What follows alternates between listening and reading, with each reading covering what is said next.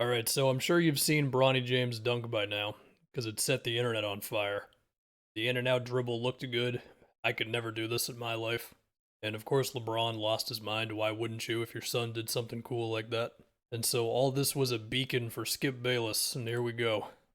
Your dad would have dunked it left handed. You got away with it, though. How old is Skip Bayless? He's probably got a decent amount of years left in him. So he's got to get started on the next one now. Is this goofy? I feel like it's pretty goofy. Let's check out the quote tweets.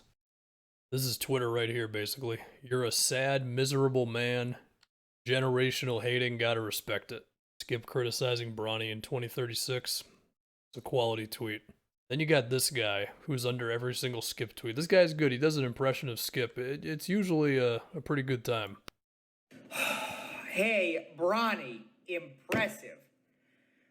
But your dad would have dunked it left-handed. You sure got away with it, though. I don't know. Okay. You got me on this one. It turns out Bronny did some other things besides dunking in this game. Like, for example, this where he makes this play off the screen, which is pretty nutty. To look at this again. Why didn't this one do numbers? Maybe it did and I just didn't see it.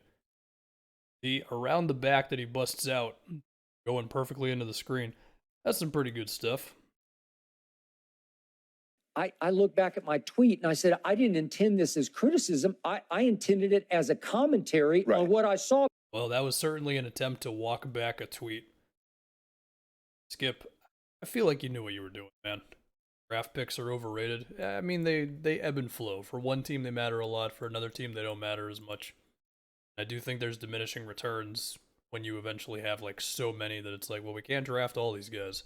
This Shams tweet was something else. He could have just said the Suns will host the Mavs on October 19th, but he had to throw Spencer Dinwiddie in there with Devin Booker, Chris Paul, and Luka, and then he had to mention how the Mavericks destroyed the Suns in Game 7.